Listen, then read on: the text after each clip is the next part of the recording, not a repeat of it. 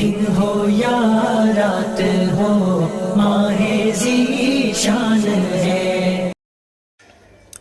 بسم اللہ الرحمن الرحیم۔ السلام علیکم ورحمۃ اللہ وبرکاتہ۔ محترم حضرات، ہم اپنے سلسلے میں حضرت شیخ الحدیث مولانا محمد زکریا رحمۃ اللہ علیہ کی معروف کتاب فضائل رمضان کا مطالعہ کر رہے ہیں۔ گزشتہ قسط میں ابتدائی صفحات کا ذکر ہوا تھا۔ آج سے ہم باقاعدہ طور پر فصل اول کا آغاز کر رہے ہیں۔ اللہ تعالیٰ سے دعا ہے کہ ہمیں صحیح سمجھ اور عمل کی توفیق عطا فرمائے۔ آئیے فصل اول شروع کرتے ہیں۔ فصل اول رمضان المبارک کے فضائل میں۔ حدیث: حضرت سلمان رضی اللہ عنہ کہتے ہیں کہ نبی کریم صلی اللہ علیہ وسلم نے شعبان کی آخری تاریخ میں ہم لوگوں کو واعظ فرمایا کہ تمہارے اوپر ایک مہینہ آ رہا ہے جو بہت بڑا مہینہ ہے، بہت مبارک مہینہ ہے۔ اس میں ایک رات ہے شب قدر جو ہزاروں مہینوں سے بڑھ کر ہیں۔ اللہ تعالیٰ نے اس کے روزے کو فرض فرمایا اور اس کے رات کے قیام یعنی تراویح کو ثواب کی چیز بنایا ہے۔ جو شخص اس مہینے میں کسی نیکی کے ساتھ اللہ کا قرب حاصل کرے ایسا ہے جیسا کہ غیر رمضان میں فرض ادا کیا، اور جو شخص اس مہینے میں کسی فرض کو ادا کرے وہ ایسا ہے جیسا کہ غیر رمضان میں 70 فرض ادا کرے۔ یہ مہینہ صبر کا ہے اور صبر کا بدلہ جنت ہے، اور یہ مہینہ لوگوں کے ساتھ غمخواری کرنے کا ہے۔ اس مہینے میں مومن کا رزق بڑھا دیا جاتا ہے۔ جو شخص کسی روزے دار کا روزہ افطار کرائے اس کے لیے گناہوں کے معاف ہونے اور آگ سے خلاصی کا سبب ہوگا، اور روزے دار کے ثواب کی مانند اس کو ثواب ہوگا، مگر اس روزے دار کے ثواب سے کچھ کم نہیں کیا جائے گا۔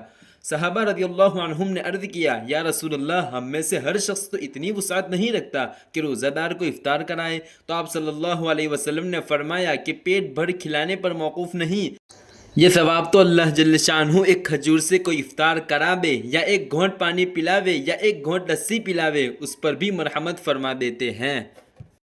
یہ ایسا مہینہ ہے کہ اس کا اول حصہ اللہ کی رحمت ہے اور درمیانی حصہ مغفرت ہے اور آخری حصہ آگ سے آزادی ہے۔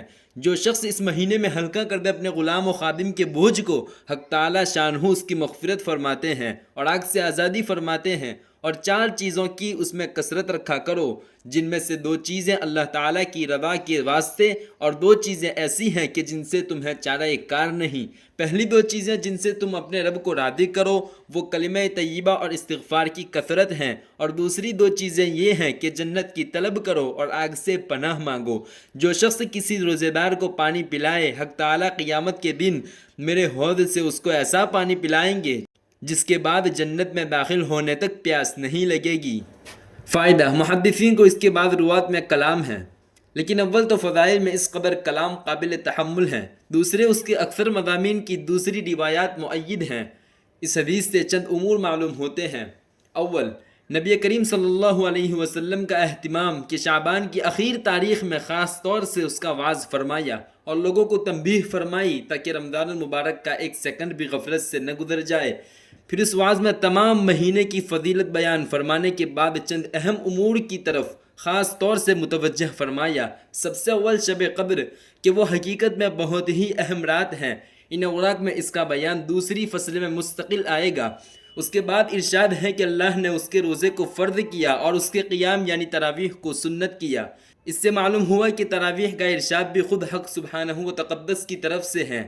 پھر جن روایات میں نبی کریم صلی اللہ علیہ وسلم نے اس کو اپنی طرف منسوب فرمایا کہ میں نے سنت کیا، ان سے مراد تاکید ہے کہ حضور صلی اللہ علیہ وسلم اس کی تاکید بہت فرماتے تھے۔ اسی وجہ سے سب ائمہ اس کے سنت ہونے پر متفق ہیں۔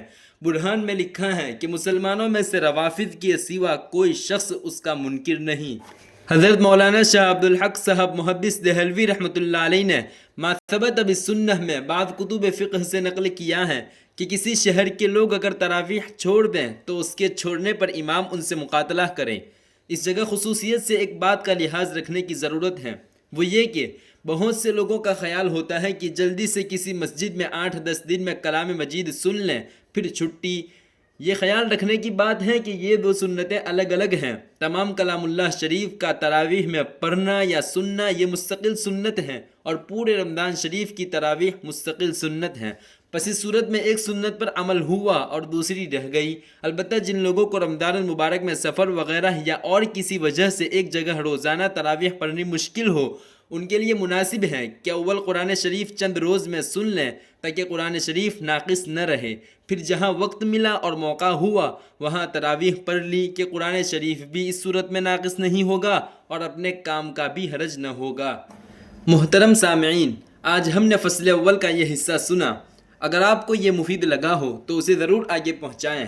انشاءاللہ اگلی نشست میں اسی کا اگلا حصہ پیش کیا جائے گا۔ اللہ تعالی ہمیں عمل کی توفیق عطا فرمائے۔ والسلام علیکم ورحمۃ اللہ وبرکاتہ۔ دن ہو یا رات ہو ماہ ذی شان ہے۔